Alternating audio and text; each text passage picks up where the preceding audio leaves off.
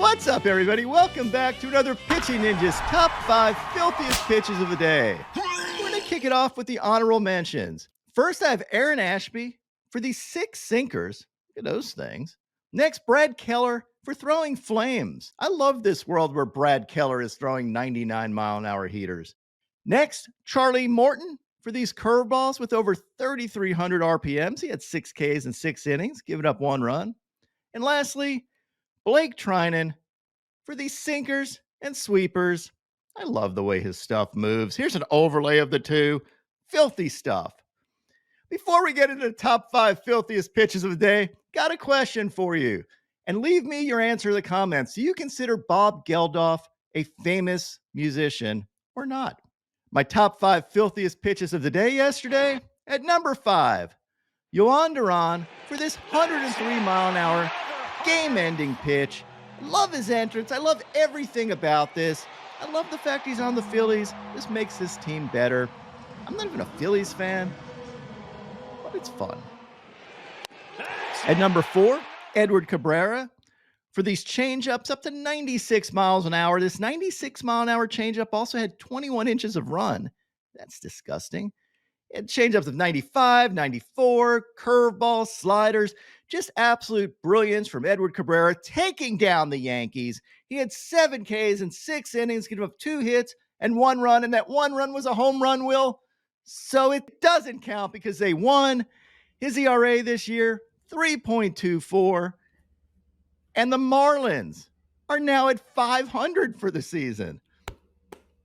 Hell of a job, and swept the Yankees. First time sweeping the Yankees in Marlins history. It's crazy. I can't imagine a world where the Marlins are this much better than the Atlanta Braves. They're better.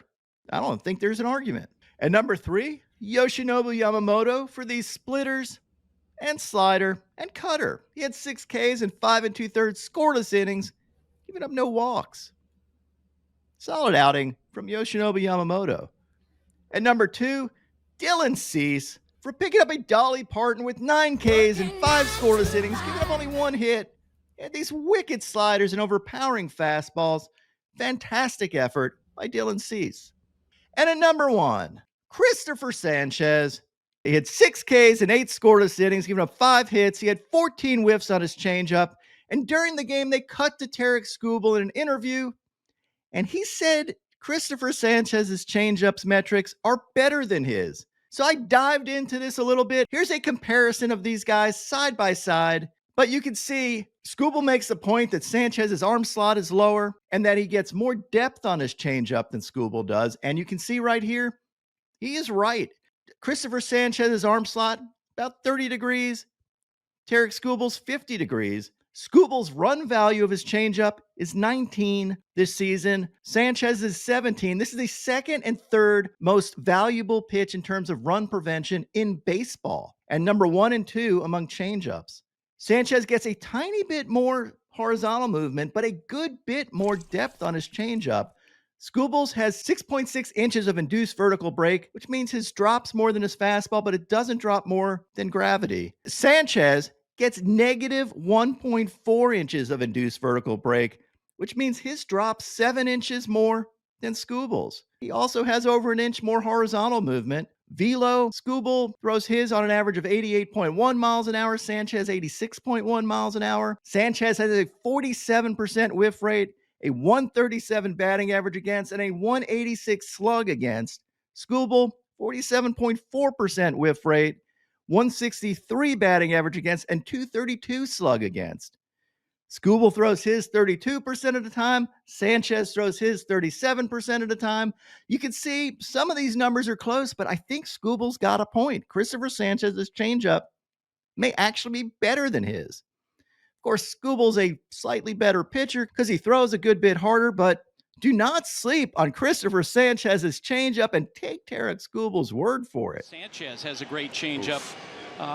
Compare and contrast your changeup with his changeup. How are they similar? How are they different? Yeah, I've been watching it on video. I mean, his metrically is a much better pitch than mine is.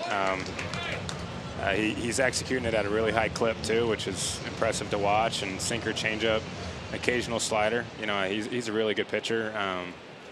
And that changeup it sure is special. You know, we've taken some ugly swings at it. Metrically, you say his is a lot better.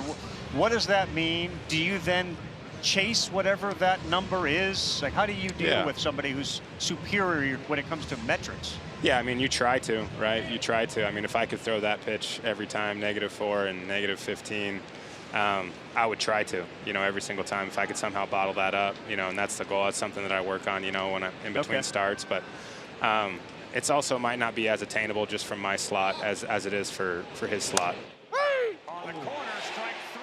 Now on the Ninja notes, Lucas Giolito had 4 Ks in 8 innings, giving up 1 run. Joe Boyle had 2 Ks in 5 scoreless innings. Logan Henderson had 4 Ks in 4 1/3 innings, giving up 1 run. Chris Bassett had 5 Ks in 6 innings, giving up 1 hit and 1 run. He faced Seth Lugo at 3 Ks in 4 2/3 innings, giving up 2 runs. Carson Wisenhunt, the urinating animal killer, had 4 Ks in 5 1/3 innings, giving up 1 earned run. The urinating animal killer is a mouthful, but it is gold. The whiz and hunt, baby. You got to go whiz and hunt. Brandon Young hit 4 Ks in 4 2/3 innings, giving up no earned runs. He faced who had 4 Ks in 4 2/3 innings, giving up 2 runs. Eduardo Rodriguez had 5 Ks in 5 innings, giving up 2 runs. Sean Burke had 7 Ks in 5 innings, giving up 3 runs. And Jeremiah Estrada had 3 Ks in 1 inning with this dominant stuff, hitting 100 miles an hour. Ninja, we're starting off today's segment putting the D in Don corner because Riley Green flashed a good amount of leather in last night's Sunday night game with the 7th inning snag on Sosa. But I'm showing this right now because his 2nd inning snatch on Stott is, no exaggeration, one of the greatest catches I've ever seen. Look at the angle of the catch, but also he almost takes a knee to the skull. But he's not a wide receiver here, so you're usually not ready for a guy flying at you like this. And he had no helmet on. I can't believe he made this grab. Riley Green, good job by the All-Star. But later on in the 8th inning of this game, Crowbar Kyle killed this ball 435 for a low insurance run and his 38th of the season, tying the Japanese jackhammer for the NL lead. But down over to Anaheim, where Taylor Ward whacked this walk-off jack to avoid a sweep against the hideous White Sox. And he might have got shafted here, Ninja, because this could have been Dong of the Day, but we head down to Wrigley for that because Justin Turner walked off the O's with this game-ending nuke. And it beat out Ward basically just because the Cubs are relevant. But because of the Cubs' relevance and Turner's big bat, he got the dime.